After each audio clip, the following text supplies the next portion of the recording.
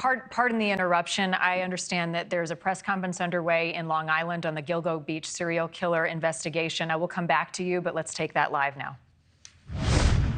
That was recovered, so we're just going to have to go through it. But the list of items is quite large. Inside the vault or inside the house in general? In other words, was there anything besides the firearms found inside? I'm not going to specifically talk about where everything was recovered in the house until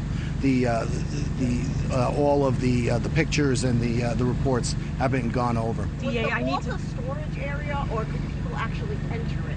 It was a large enough area for people to enter, but like the rest of the house, it was cluttered. I need to clarify something. Was it like a hoarder situation? Was it, how cluttered was it? It was a cluttered. There was a lot of just boxes, and it was a very cluttered, I would say, environment. DA, I need to clarify something, please, because he's not convicted. Can you not check his DNA against the 6 other people found along Ocean Parkway? I didn't say that. That's what I'm trying to clarify. Yeah, you asked me about the database. The database is national, and that has I am not the members of our task force are not the guardians of that database. But with what we can do with regard to our own investigation is completely different. So you can't. One doesn't necessarily have to do with the other. If that makes sense. DA, I came in a little late. Were any human remains found? No. Well, what I would say is we're still going over the trace evidence, but they were asking about with regard to the excavation in the back if there were any large items of evidence recovered, and the answer to that question is no. Was there any evidence in the backyard of things being burned? Or an alleged crime scene? I'm sorry? Do you consider this home a crime scene or an alleged crime scene at this point? I consider this a home in which we execute a search warrant. Was there any evidence in the backyard of things being burned? I can't specifically say one way or the other. Can you tell us what led up to the decision then to excavate? Was there any tangible cause, or was it routine? So there was ground technology that was able to see through the ground, and there were a number of disturbances that were found in the ground. But until you dig it up, you don't know what it is. What do you mean by how would you explain? Like a disturbance could be like a cistern or a branch or like a solid object. A bicycle, anything that's buried under the ground.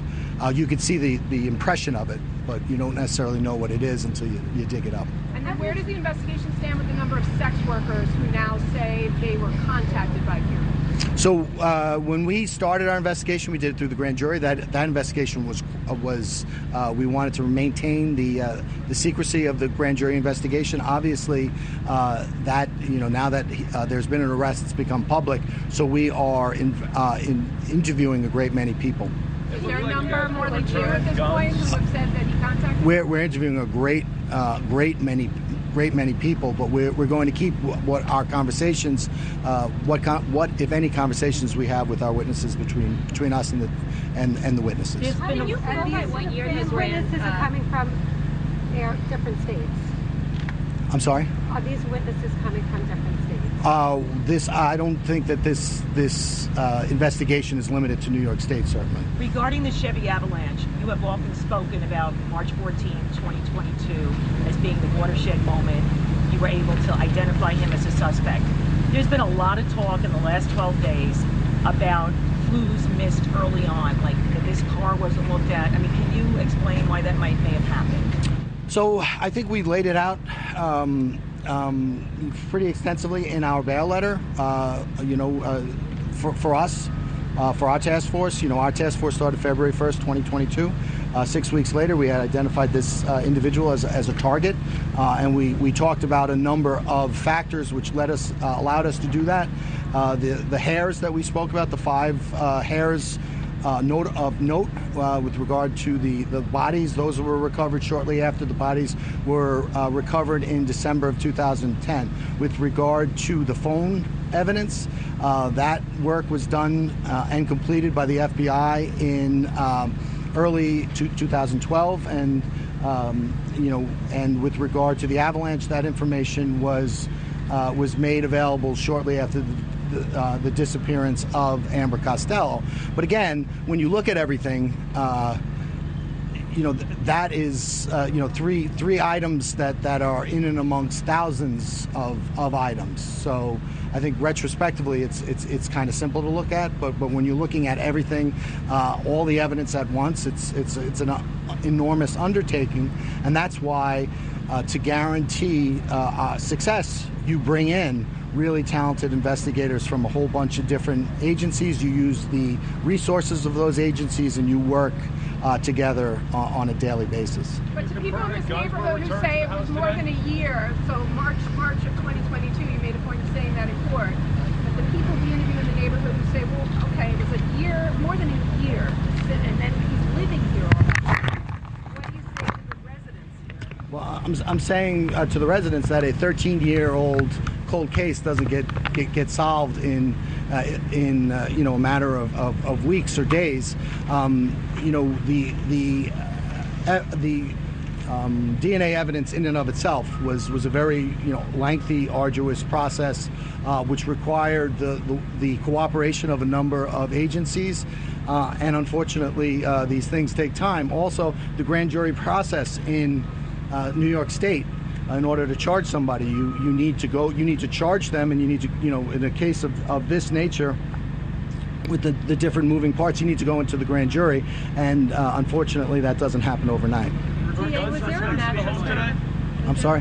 I'm sorry, was there a mattress found in the home? There were a number of items of evidence, but I'm not going to specifically say where any one item of evidence was found in the house. Were guns returned to the home today? No guns were returned to the home. To my knowledge, we all of the guns that were recovered, and we're talking about 283, about approximately 279 weapons were recovered. They're being categorized. Some may not be complete weapons. Some may not be able to be defined as a weapon under New York State law. But suffice to say, there was quite a few weapons found in the house. What's preventing you right now from bringing charges in the fourth Gilgo case? The investigation hasn't been concluded. Have you spoken to the family, and are you aware if they're going to come home once this investigation happens? So we informed the family. Obviously, they're represented by counsel, so we've spoken to counsel. And they intend to return to the home? Would they be allowed to? That would be a question for their counsel. Is the home inhabitable at this point? Once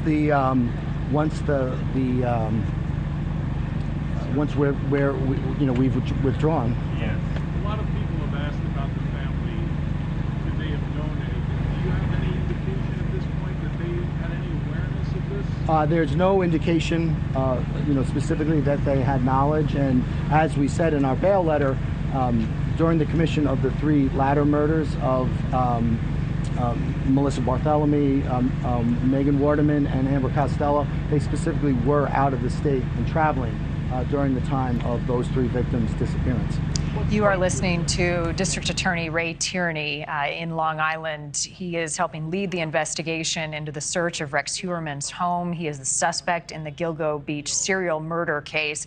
A couple points that he's making there. One, no indication that Rex Heuermann's family had any idea of the crimes he's alleged to have committed. No charges yet in the fourth murder that police have included in this investigation. Again, Heuermann is charged with 3 murders of women found along Gilgo Beach. They have not lumped in that fourth murder yet. A couple other pieces of information shared in this press conference. One, they have recovered a list of items recovered from the home in Long Island, but the DA is not being specific about what they have recovered. He did talk briefly about a cluttered area in the home where some of this evidence was pulled. No human remains have been found, but there was trace evidence. What that means, he did not elaborate.